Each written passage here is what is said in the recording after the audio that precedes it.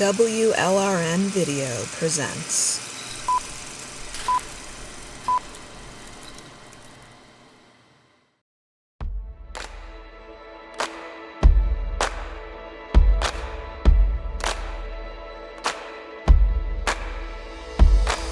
Julia Beck is a lesbian feminist from Baltimore, Maryland.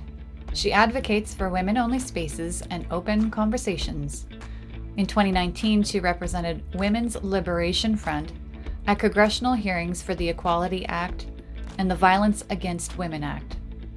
Recently, Julia moved to Berlin to be with her partner and to explore life on the other side of the pond. WLRN is thrilled that Julia is a longtime member of our collective.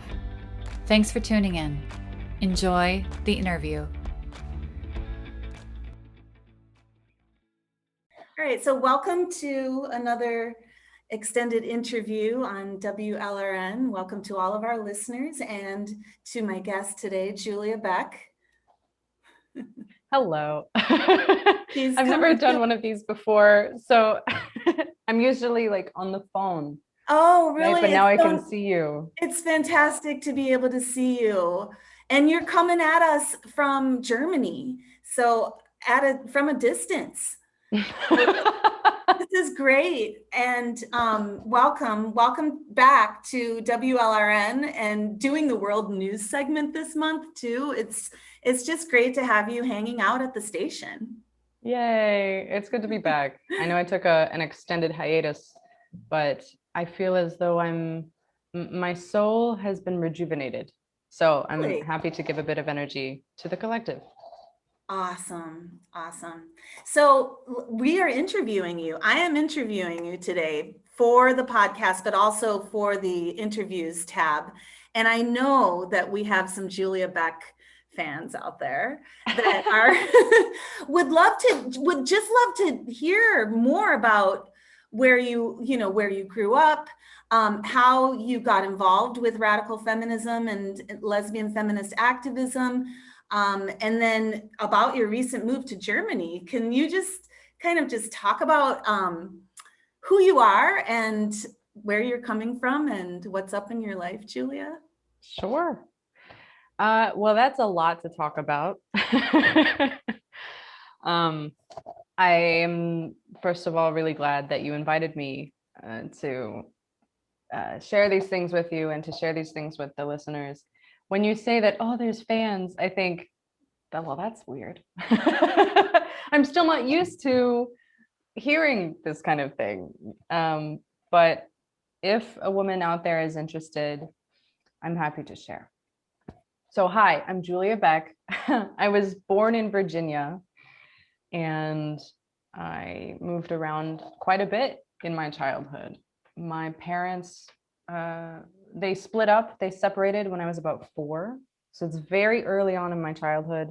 I lived with my mom after that. And then around the time that I was maybe 12 or 13 years old, I moved in with my father. And so I was living with now my dad, my stepmom, and my half sister. Now, I don't frequently talk about my family. I don't think it was ever relevant to my political activism to mention, my family members or my relatives. But in addition to that, I didn't want to bring them into this kind of thing. I didn't want my sister to be affected by my work, or I don't want my family members to receive the kind of backlash that I have received, because you and I both know there's some crazy people in the world, and they go after anyone they can to get to you. So I thought it's not relevant, So for that reason, I haven't really talked about my family so much. And right now I'm still not prepared to, but that is what I will say. Moved around a lot when I was a kid. And then in my early teens, I moved to Maryland, the state of Maryland. So I went to high school there. Then I got into college. I didn't want to go to college because I thought, oh, it's a waste of time. It's a waste of money. I had been hearing about how expensive college was. And I was like, screw that. I could just get a job at McDonald's. Who cares? But my music teacher I was in band. I was in all the bands, all the musical You groups. played And trombone. my music, right? yeah, trombone. Trombone. Trombone, baritone, euphonium, which is like basically the same as trombone. I played bass drum in the drum line. What else? I messed around with the trumpet a little bit, but that's, yeah, I don't like the trumpet. No shade to the trumpet players listening. But yeah, so I was in all of these musical bands and I enjoyed music so much, but I didn't want to go to college. And so my band teacher said, listen, you need to go and at least apply for college. Go to the cheapest one, like, apply to the cheapest one and just see what happens. And I was like, oh, fine. And so I did, and I got in and I joined the band there. I joined the marching band, which is it sounds a bit goofy and nerdy, and it is, but at the same time, I had a social circle. I was supported by people who I would see all the time because we had to. We had to practice. But we were creating something beautiful together. And it was a really enjoyable activity, I would say. Interesting time in my life because of many reasons, but I would really look back on the music as something that that makes me proud of right now. So after college, again, I had this feeling of like, oh, what am I going to do now? I had studied to be a teacher, an English teacher. But again, money was an issue. Teachers don't get paid enough in the States, at least not in the state of Maryland.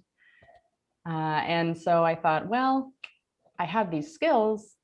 I can write and I can talk and all of this, but I don't want to teach. What do I do? So I started working in corporate organizations. I worked for insurance companies and law firms and things like this. So I could still use English, but I didn't have to interact with children all the time or teenagers all the time. So the question is, how do I get to radical feminism? How do I come out as a lesbian? For the longest time, I had ingested and digested this idea that my body wasn't mine. So let me go backwards a little bit to when I was a small, wee little lass. I was living with my mom and we would move around a lot. And whenever we moved to a new place, we didn't always have a place to go. So we would go to the local church, whatever church was around. And we would say, we came from this place and we're coming to this place. Can anyone help us find a place to sleep? And more often than not, I would say every time, someone welcomed us into their home. They helped us set up a new life in whatever place we were at that time. So a part of me recognizes that the church or, religious organizations, they have power. They're powerful. They have the ability to provide for people. They also have some doctrines that deny people a life worth living. So there's two sides to this coin. But some of the doctrines that I had taken in from this experience in childhood of being provided for by people who were like explicitly homophobic and explicitly misogynistic is that my body is not mine. My body belongs to the man I will marry. My body belongs to my father, to God. Mm-hmm. All of this mind control, brainwashing crap. And so when I got out of college, I thought, well, that's just not working for me. I had been with several men and it was not healthy. I just wasn't treating myself in the way that I wanted to be treated by others. I was just throwing myself at men and it wasn't working. I'm not a piece of spaghetti that you throw to the wall and see if it sticks. I'm a person and I belong to myself. And finally, I was able to spend time with lesbians. One of my classmates in college graduated before me. So she was off doing her own thing, and we were living in the same city. So it was a little while until we hung out, but then we finally spent lots of time together. And through her, I was introduced to real lesbian community in Baltimore. And it was so much fun. Yeah, you turfed the town. Well, this is before that. This is way before that, but I mean that same group, right? That lesbian culture in Baltimore propelled you later on to just really turf the town. Yeah, you could say that. This is where the radical part comes in. Okay. So I was spending time with all these lesbians, and it's important to notice that not all of these women called themselves lesbians, even though they were explicitly same-sex attracted. So they were calling themselves queer, non-binary, gender fluid, whatever the hell else, that was available at the time. But my friend and her partner at the time, we were talking about this, and I think we were talking about Laverne Cox or one of these men who gets on the magazines because he's pretty now. Yeah. And we were talking about this, and I was confused. I had this feeling in my mind like, this doesn't really add up, but I guess everyone else is going along with it, but I don't feel right about it. And they said, well, think about this. Trans women are men. Only men can be trans women. And vice versa, like trans men are women and only women can be trans men. And I was like, wait a minute, what? They're selling us a lie? And so it was this kind of hold up, wait a minute, what's going on? Kind of everything stops in time. And how did we get here? It was this kind of moment on top of my thoughts about religious dogma. It was two kind of brain blasts at one time. What year was this approximately? I would say maybe 2013, 2012. Okay. Thanks. Thank you. Yeah, I think. What year is it? We're in 21 now, sister. Oh man. About, what would that be? 8 years ago, 9 years ago, around there? Yeah, I would say that's when I started really questioning all of the stuff that I had been force-fed all of my life. So not just the transgender ideology, but also the religious stuff. Yeah. Mm-hmm. Yeah. And, it was around this time that I started masturbating. And I know that there is some sense of Puritanism in the States about talking about these things. We can't talk about these things, but that's like all of that shit coming back up, saying that I can't talk about this. So I'm going to talk about it. It was around that time that I started masturbating and started to finally learn what my body could do and learn what I could give to myself. I'm reminded of what a yoga teacher once told me. She said, yoga is a gift I give to myself. And I thought, okay, that's what I do when I masturbate as well. It's a gift that I give to myself. I want to feel good. And before that moment, before I had really thought about these things in depth, I had never touched myself. I had believed that it was the man's job, and it didn't matter if I had an orgasm. And I didn't even know what an orgasm felt like in the first place. So anyway, I encourage all listeners to explore and use a mirror and look at yourself. If you have one of those handheld mirrors, or just sit in front of a standing mirror. It's so incredible what our bodies can do and what our bodies look like and what we it's incredible what we are, and it's also incredible on the other side of how we are told and like threatened into being ignorant about ourselves. Anyway, so moving on. Moving on. So I was hanging around with a lot of women who didn't call themselves women, or women who didn't call themselves lesbians. And I went to a women's festival with them. It was in Delaware. And it was the first time I was ever surrounded by like 100, 200 women. And I thought, damn, this is dope. This is amazing. And a week later, we went to the Ohio Lesbian Festival, which is a bit bigger. And I really felt at home there. You know, even though men were there, I felt safer than I ever had felt. And I thought, this is what it's about.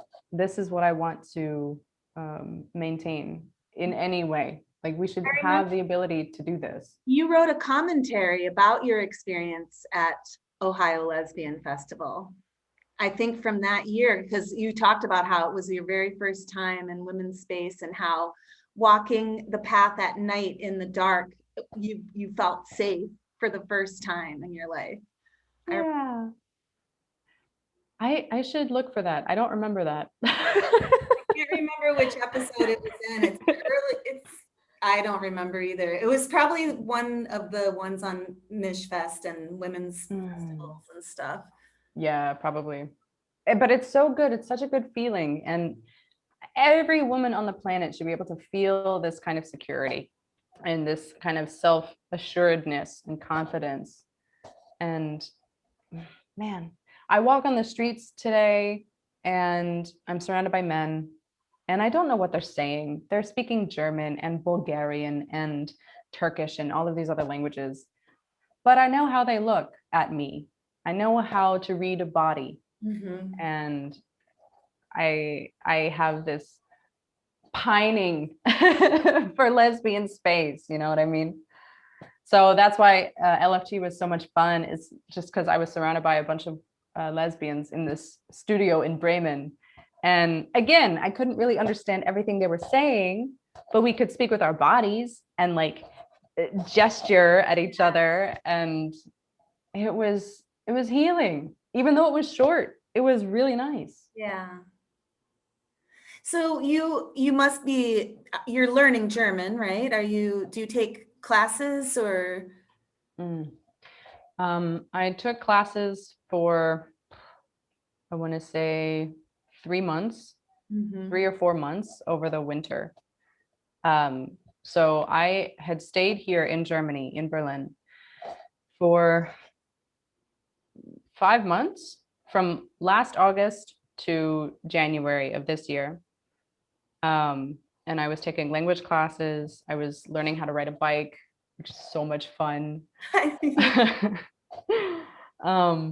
And I was learning about the culture here. I was learning the language. I was learning how to navigate the bureaucratic system, which is crazy. But yes, I want to go back to language classes. You know, communicating with people is so much easier when you can speak their language. Yeah, but I would imagine most Germans speak English. Is that true? A lot of Germans in Berlin speak English, and a lot of people in general here in Berlin speak English because it's like a metropolitan city. You know, you have so many people from all over the world here, and I'm lucky because I'm an English native speaker. It's my mother tongue, and it's the dominant language right now in the world today. So, I'm a bit lucky because I don't really need to know German to order a coffee or something like this. Right, but it helps to know people. Yeah. Yeah. So right now I can do the very simple things, like I can ask for where the toilet is, or I can order a beer or something like that. But talking about philosophical things, not really there yet. It's funny. I'm living in a apartment building right now, and I would say there's maybe 2 Germans in this building of, I don't know, 10 different families, or 20, 10 to 20. My neighbor is Bulgarian. She speaks about as much German as I do, but she doesn't know English, and I don't know Bulgarian. But we get along well enough. It's an interesting mix. So why did you move to Germany, Julia? I don't know where to start with this story. The easy answer is that I fell in love. I fell in love with a German woman.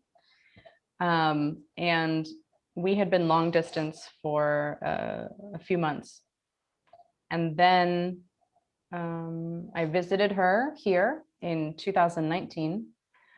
I loved it. I used up all my vacation days so I could spend like 1.5 weeks here in Berlin with her. And yeah, and I really enjoyed it here. And so she visited me in the States a few more times, and then Corona hit. And we had no idea when we would see each other next. And I thought, well, my life here in the States is not changing. You know, I'm working this bullshit job. I really didn't like my job at the time. And none of my coworkers did either.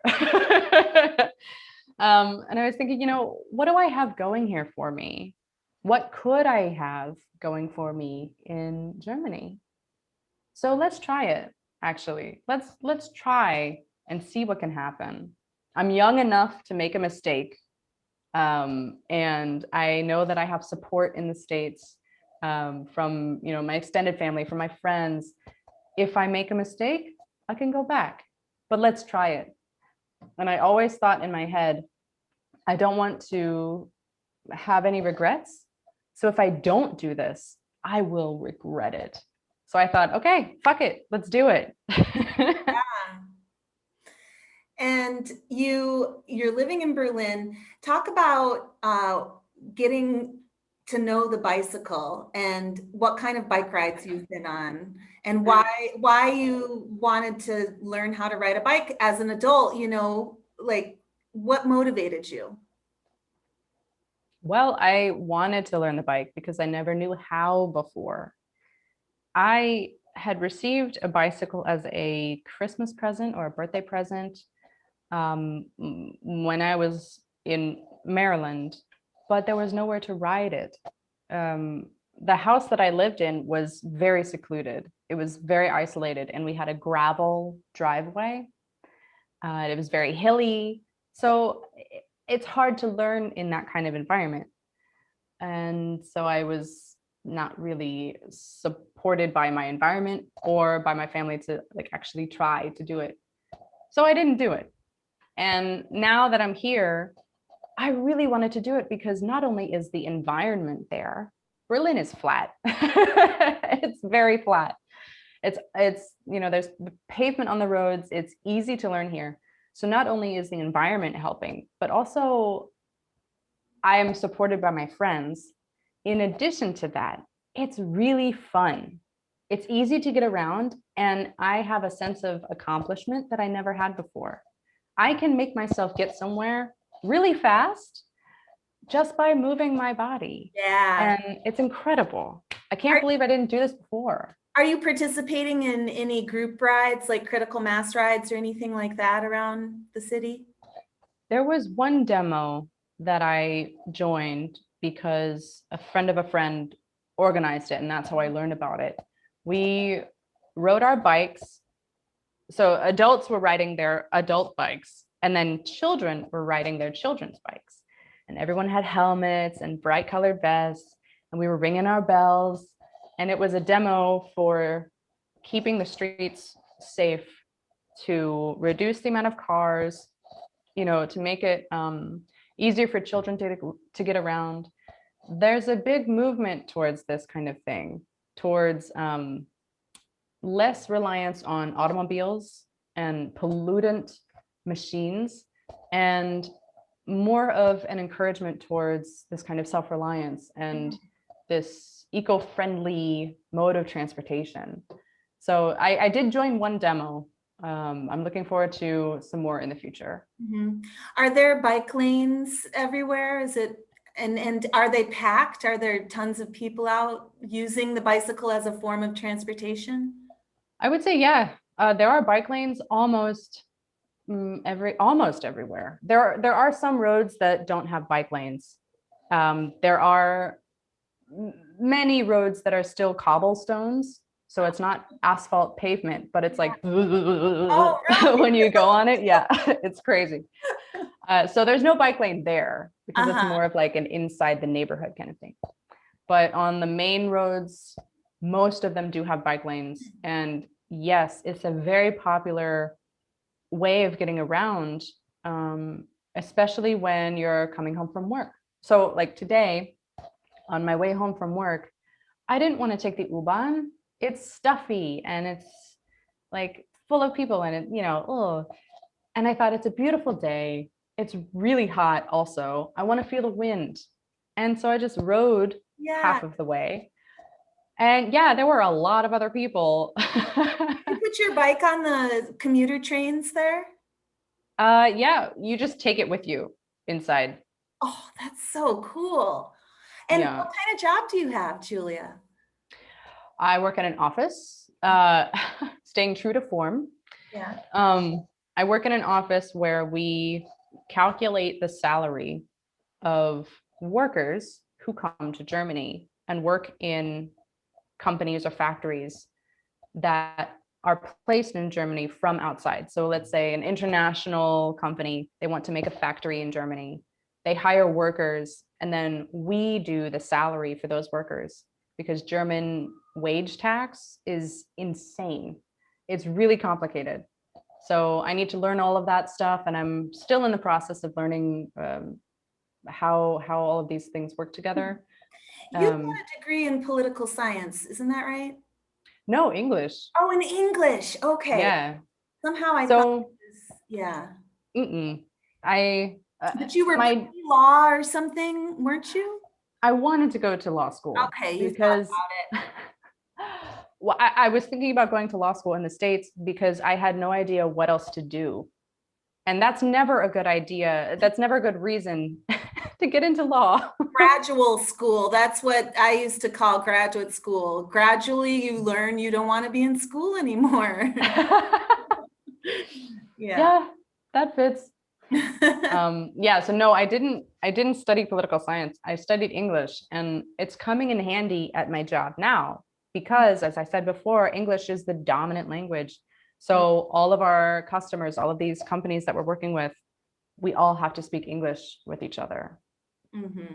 Yeah. So today I had a phone call with a woman in China, and we have to speak English with her because I don't speak Chinese. She doesn't speak German. So English is the way to go. Huh. Yeah. Yeah. So you're very articulate and a good communicator. You're employing those skills and that's good. That's good. I would like to say, I just realized I said that this woman didn't speak Chinese. I don't think that's the right way to say this. I think she doesn't speak it. There are many languages in China. Okay. So Chinese is not just like the one language. There's like not a monolith. Mandarin, Cantonese. Yeah, it's not a monolith. And I think that's important to say. Okay. Yeah. But again, I don't speak any of the languages. Yeah. But you do sort of have it as a goal to learn German eventually. Yeah, totally. Like to. Yeah. Yes. And for the indefinite future, you live there. Are you an expat? That's an interesting word. Expat, expatriate. I never considered myself as a patriot in the first place. I don't know what the future holds. Maybe I come back to the States. Maybe I don't. Yeah, I don't know. I'd like to visit. I'd like to visit for for MFR next year. Be there for MFR? In 2022. Not this year. But yeah. Okay. Yeah. All right. I'm trying to plan for it.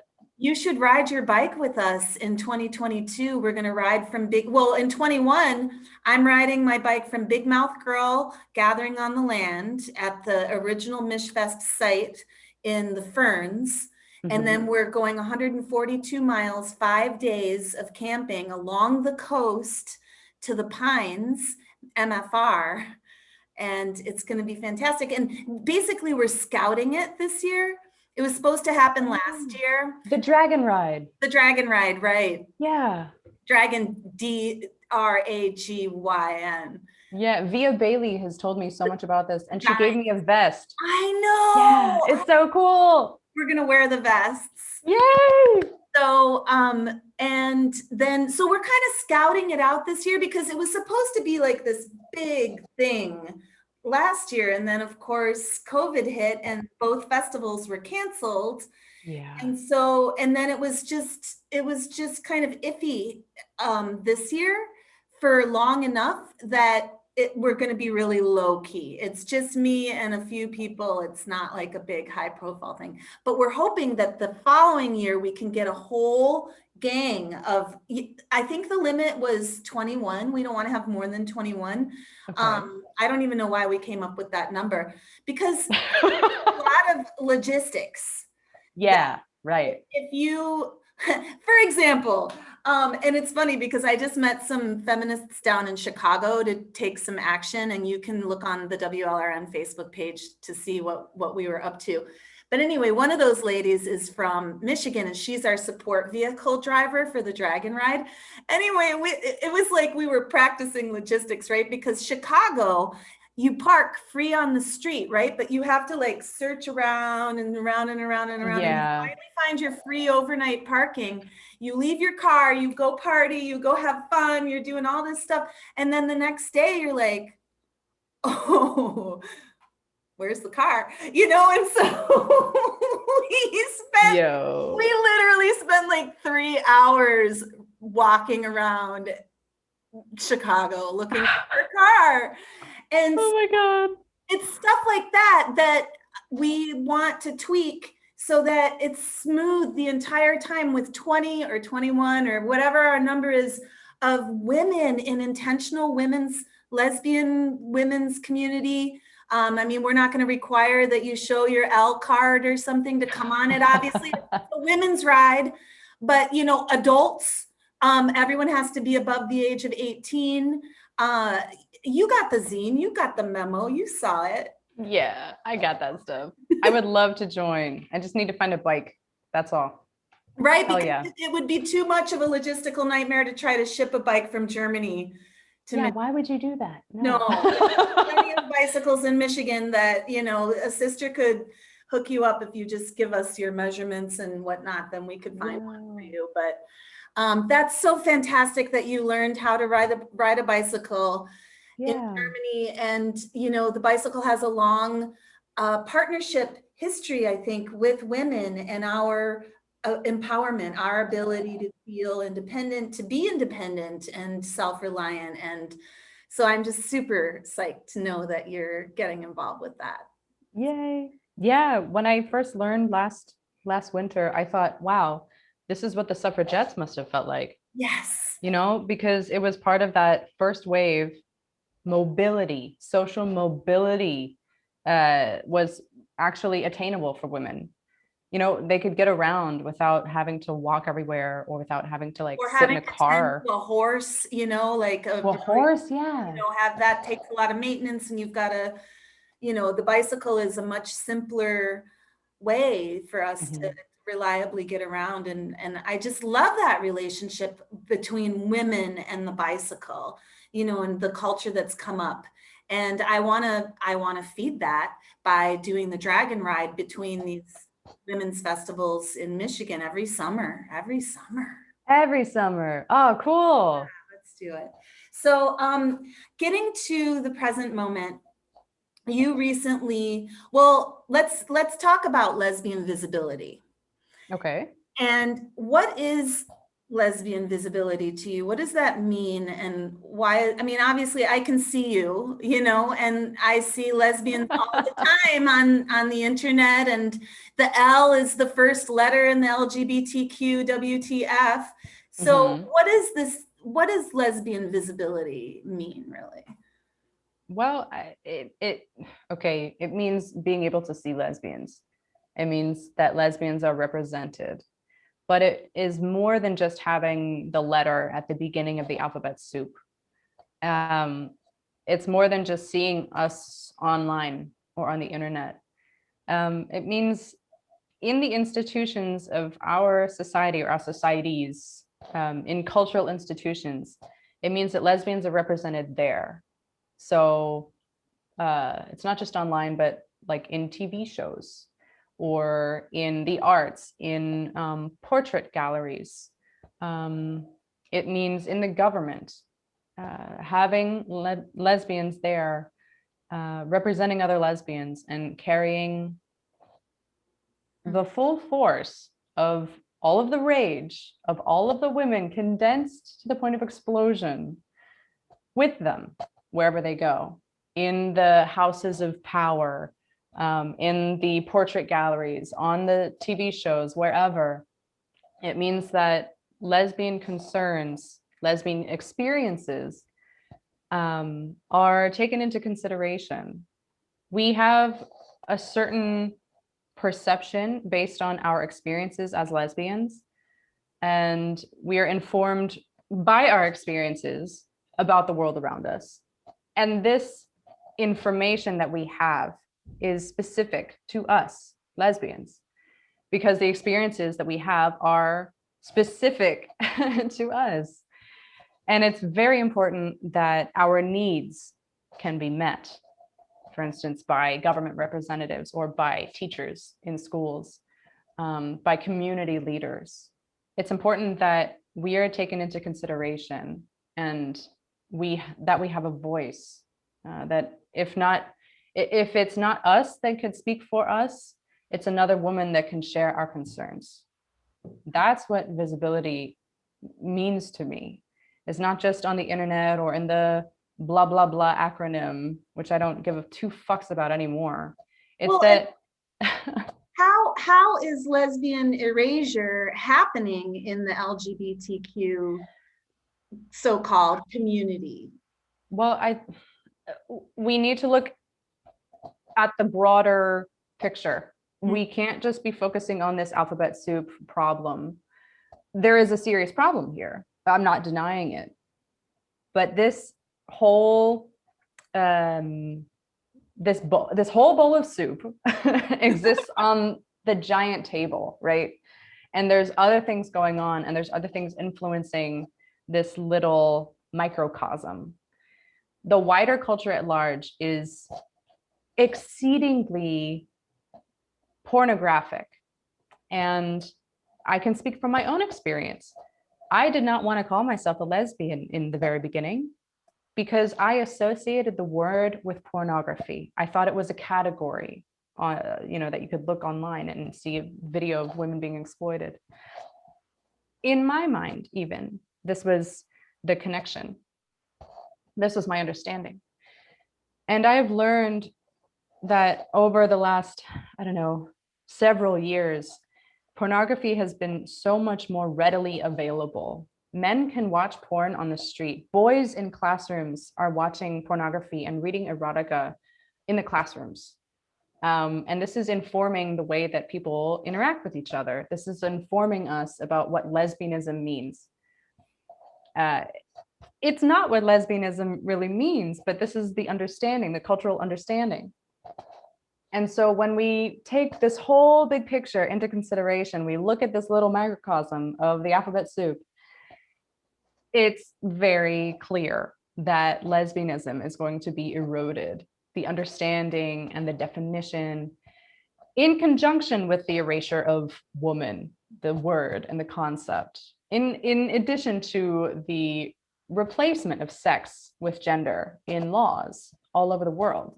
In almost every country, we see this happening. You are listening to WLRN.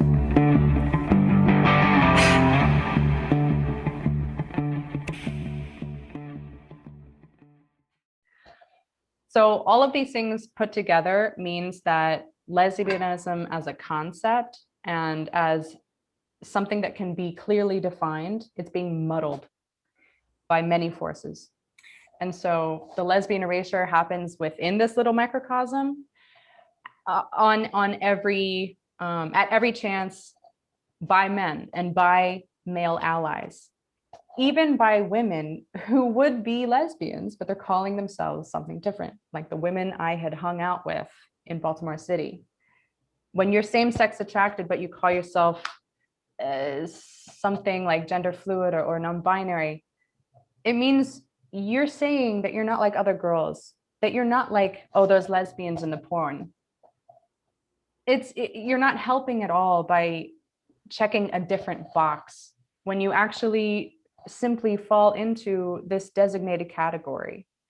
I would like to see women reclaiming this word. And it should be a designated discrete category. There are no male lesbians, but that brings me to some of the lesbian community that you've been encountering and experiencing in Germany. Recently, there was the Spring Lesbian Gathering, which is a tradition, right? It's been going on for years and years. Yeah. And the organizing group released a statement that seemed like it was trying to placate the male contingent that, you know, was accusing the organizers and the gathering of being transphobic and all of that, blah, blah, blah. Can you talk about lesbian erasure, like even within groups of lesbians that are like separate from the LGBTQ alphabet soup, and how that's going? I'm so glad you're there, Julia. That's so fantastic that you get to cross-pollinate with, you know, the things that you've learned and then the things that they can teach you, but that maybe, you know, there's like a lot of power in having you over there, I think. So anyway, thanks. If you could talk about that a little bit. Sure. Well, the Lesbian Spring meeting, or Lesbian Frühlingstreffen, it is very old. It's been going on since the 1970s, and it's happened almost every year since it began. Every year it's in a different city, and every year it's organized by a different group of lesbians. So it's not always the same women. Some women organize it every few years, and some women just do it once and say, oh, that was a lot of work. I don't want to do that again. And it is a lot of work. Usually it's in person. Last year, the festival was canceled because of the pandemic, and the women were just not prepared to transition everything from in real life to online. So they just decided not to do it. So this year it was online. Women were prepared. I understand this as an old tradition, like you say. In the beginning, the first few Lesbian Frühlingstreffen, LFTs, they were organized out of a need for lesbian community. It's my understanding that here in Germany, the wall was still up, dividing East and West Berlin. And so in the West, there was the gay rights movement, the women's liberation movement, all of these movements, and lesbians were being left out of the gay liberation movement. They're like, what the hell, you know, our needs aren't being met, and we're tired of being around these gay guys. You know, we do have a similar sexuality, but actually it's completely oppositional. So let's have our own space. In the East, after the wall came down, then there were LFTs in East Berlin and in East Germany. Later on, and I think this happened in more recent years, although I'm not an expert on this and I'm only sharing what I know from what other women have told me.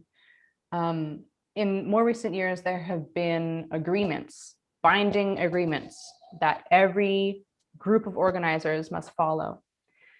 And one of those binding agreements is that the organizers of LFT cannot exclude any kind of woman. And so naturally, this is understood to mean that trans women, also known as men who self-identify as women or who call themselves women, that these men cannot be excluded. So we have a pickle, a pickle in a dress. Yes. So this year, the organizers of LFT said, okay, all right, we can't exclude anybody, but we can choose who we invite. So they made it very clear in the invitation, and as you can see on the website, they invite many different lesbians. They explicitly invite lesbians who have detransitioned. but they did not explicitly invite trans women who call themselves lesbians. Male. Yeah. Yeah. So they say they did not invite this group of people. And that was the problem.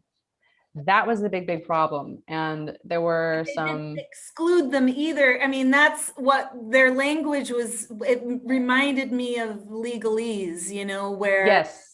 You neither confirm nor deny, and It's a very difficult path to walk here when you want to have something for lesbians, but then you have to follow the rules that say this and that, and according to this other law, and according to this. So this is how they went about it. How often will LFTs discuss these rules? You know, can they change through time? I'm guessing they could. They've changed before, and I assume they could change again. Because I mean, it would be great if they got to a point where the rule was you don't refer to men as lesbians. That's the rule. We don't call them lesbians because the word lesbian is taken by women. Yeah. Yeah. You know? One of the difficult things about the rules here in Germany is that you can change your legal documents to say you are the opposite sex. And so how can you be denied access if your documents? So that's why, hence all of the tricky language, just hoping. But the thing is they don't accept the tricky language. They want access, and they want the red carpet. They want the red carpet, right? They want the red carpet. Yeah. So were there any men at the gathering this spring at all? Were they at the?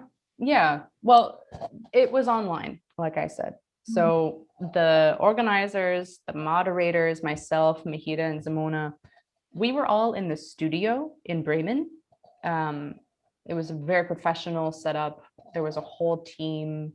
It was led by this really, really laser focused woman. She was like, okay, you're on in 5 minutes, blah, blah, blah, blah, blah. And it was actually really cool. But we had no control over who attended online. And yes, men were there in attendance at some of the discussions. And there was one guy who wrote an article saying that he went to LFT as an ally, and he can say that it was just fine. There was no problem. But it's like, dude, we didn't ask you to do, no one asked you to do that. In doing this, you violated our boundaries. So how much of an ally are you really? Yeah.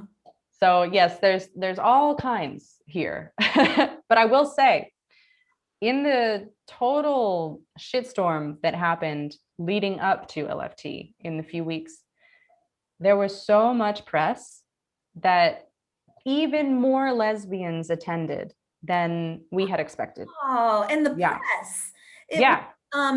Covering the fact that these men were attacking the gathering, saying that it was transphobic. That's what the press was about. And was it mainstream press, or who covered it? It was mainstream press, and it was saying LFT is transphobic, basically. Yeah, but then that turned out the lesbians. Yeah, it did. Yeah, see, I think it's starting to backfire. I don't think women, it's like, yeah, okay, you know, I am afraid of predatory men in prisons that have a rape record. Yeah, you know, I'm not phobic. It's not an irrational fear, but no, you know, like I am opposed to, I guess I shouldn't say that, because I think a phobia is different than a fear. I'm not transphobic. We're not transphobic. We're not, you know, irrationally afraid of men who put on frilly dresses and do their hair and makeup or whatever, you know? Well, it's not irrational. It's not a phobia in the sense that it makes no sense. It makes perfect sense. The fear that women have towards male perpetrators and male violence is totally justified. And it makes absolute sense in the world that we live in. Just as the lesbophobia, the lesbian hatred that men exhibit and that other women exhibit too towards lesbians also makes complete sense when we look at the world we live in. Right. Lesbians are a direct threat to male supremacy because we actually don't need men. I was hoping you would say that. Well, it's true. So We like, have no need for men. And that means men are useless. oh no. And that is the most blasphemous thing that you could ever imply, let alone say. Yes. Yeah. So lesbian revolution. I got scarlet letter on my forehead. Yeah, it just feels like the times are changing. You know, that thing just happened in Los Angeles at the day spa where the woman, I heard about that this. video, it's awesome because it's like the men against the women. You know, this lady comes out, you know, she's like in her towel and stuff. Yeah, I didn't watch it yet. She's so pissed, and she's got a camera, and it's not aimed at her. As far as I know, she's like anonymous, and she comes out and she's filming, and she goes up to the front desk and she's like, "There is a man in the spa, in the women's section of the spa. This is not okay." And the lady has like a mask on, you know, it's all COVID compliant and so you can barely see her and you can barely hear her, but she's just going, transgender, sexual orientation, blah, blah, blah. You have to acknowledge that he's a woman and, you know, whatever. And this lady is just not having it. And then you hear these other women and everyone's gathering now in the lobby because she's making this huge scene. And this other woman marches up to the counter and she's like, "I want my money back." You know? Whoa. And Wow. so it's just like, you know, it feels different. It feels like women are not so meek anymore, and they're fed up, and they're willing to put their necks out there for each other and support each other publicly.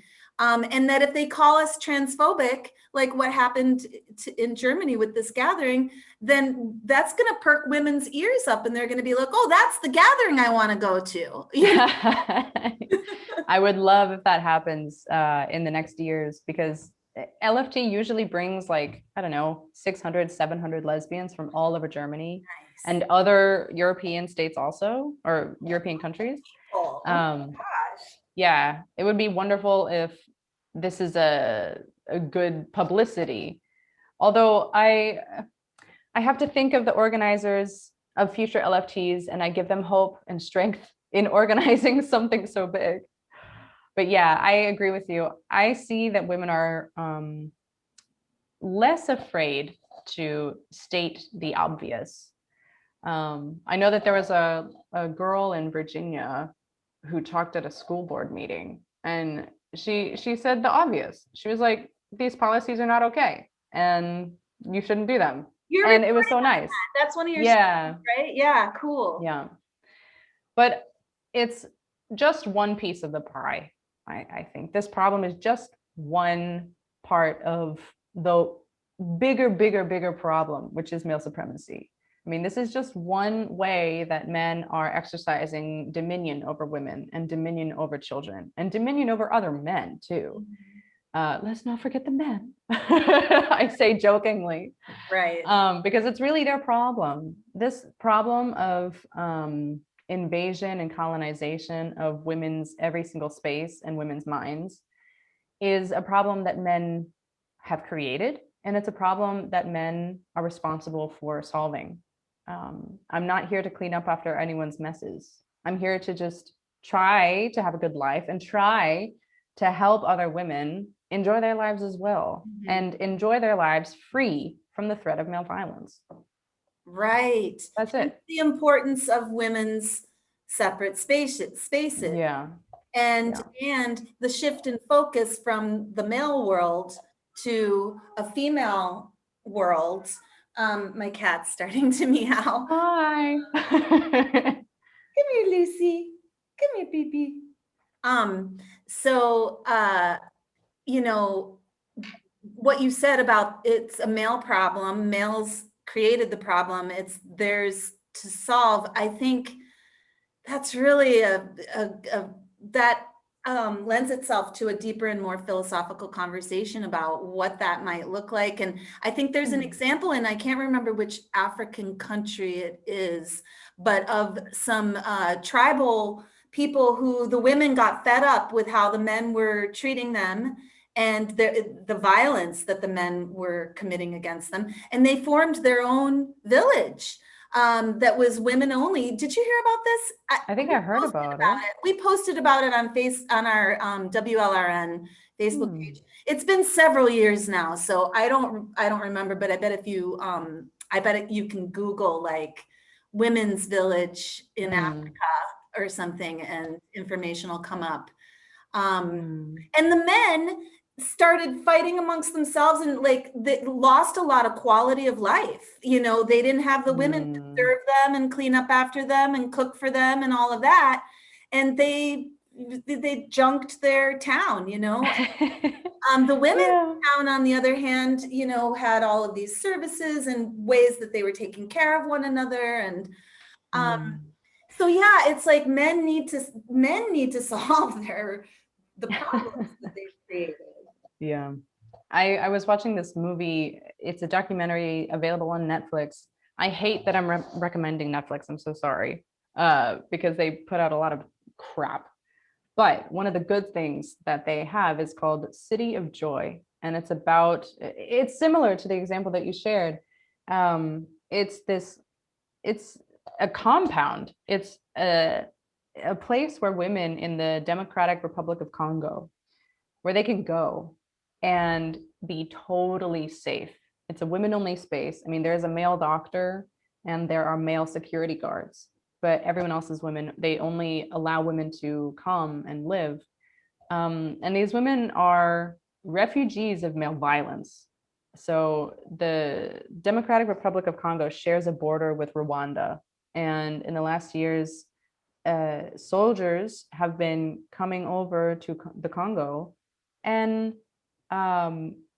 obliterating social life by attacking women and girls. And throughout this documentary, the women share their stories of horrendous abuse at the hands of men.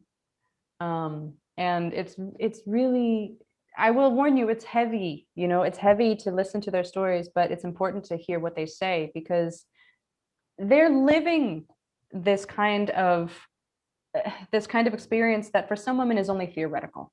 It's so extreme what they experience. And I was watching this and I was thinking, well, is this what cis privilege is like?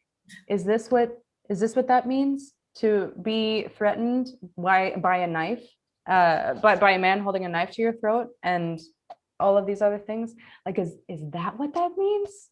It just made me laugh at all this Western bullshit, all of this like global North bullshit about identity politics. And here these women are like trying to survive under the most intense manifestation of male supremacy. It's inflicted upon their bodies, as it is with all of us. And it just really put all of this nonsense with identities into perspective. So I recommend City of Joy. Okay. Yeah, thank you for that. So is there anything else you want to talk about, Julia? I feel like we've covered everything that I sent you in that email, right? Or is there something else? Am I forgetting something? Let me check. I think that was about it. I just want to say I really like living here in Berlin. I like the fact that I can get around on a bike. I can also use public transit. The trains are amazing. In Baltimore, sometimes I waited for a bus for like 2 hours, and I was living in the white part of town. Baltimore is like incredibly segregated by race, and I was living in the white L, and even there the transit was shit. But here in Berlin, yes, there's different pockets of different groups of people. Where I live right now, it's mostly Turkish people. Where some of my friends live, it's like more German, more, I don't know, there's an Italian area. But I can get almost anywhere that I need to go. And I really appreciate that. I also really appreciate the FKK zones, or in English, FKK. It's called Freie Körperkultur, free body culture. It's this idea that came from the East Germany, because they had nothing else to do, where you could just go to the beach and be naked. Your free body culture. And I love this. I love going to the lake, being naked, going swimming. Is it co-ed? Yeah. And it's okay. Huh. Sometimes I feel really weird, but then I look at the way men's bodies look and I'm like, you look like that, I can look like this. You know, sometimes I see these really old guys and their balls are hanging all the way to their knees and I'm like, you look so funny right now. What Like, about predatory men in those situations? You know how in London they have the men's pond and the women's pond. Do they have anything like that in these free body spaces? I would say yes and no. There are some lakes like Teufelsee that's male dominated. I went there last year and I was very surprised at how many men were there. And the women who were there were wearing bathing suits. So then you can tell that you probably wouldn't want to be there. Yeah. No. But I will say at some of the saunas, actually most saunas, some gyms here, they are sex segregated. There are female only spaces where you can go. If you don't feel so comfortable in the FKK zone, you can go to sauna with other women. You can go to gym with other women. And so it's important that these spaces are upheld. There was one time that there was a guy being weird, like leery towards me and a friend, but we just like stared at him, confronted him, and he like ambled away.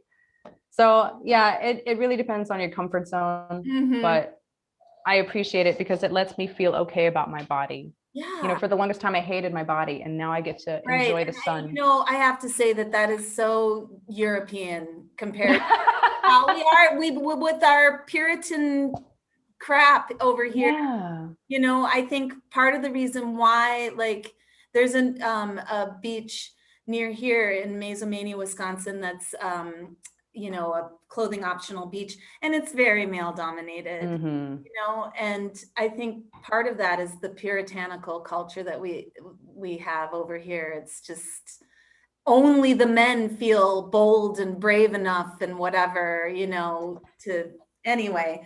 So that's fantastic that you're experiencing that in Germany. I wanted to ask you, do you have the Dragon Ride vest with you in Germany?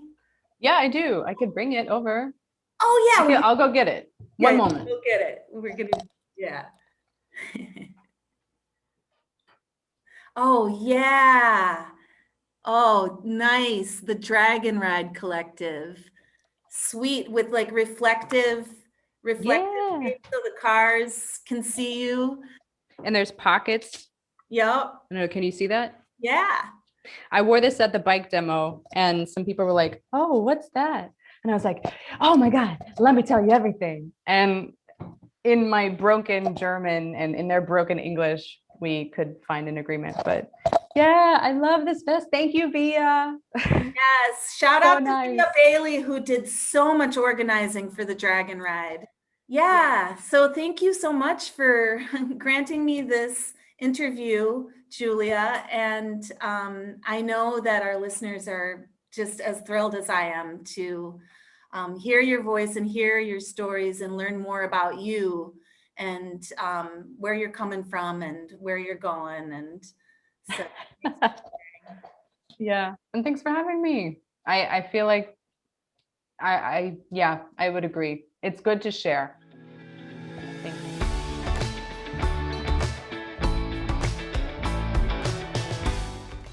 Thanks for tuning in to another WLRN extended interview. I'm April No. If you like what you're hearing and would like to become a listener sponsor like Via Bailey, the totally excellent radical feminist sister Julia and Thistle gave a shout out to at the end of the interview, go to womensliberationradionews.com and click on the donate button. Be sure to click the box that allows you to make it an automatic monthly donation, and voila, you are one of the cool kids. A listener sponsor of your community radio station in the Femisphere, WLRN. Thanks for tuning in. This is WLRN's Canadian member, April No, signing off for now.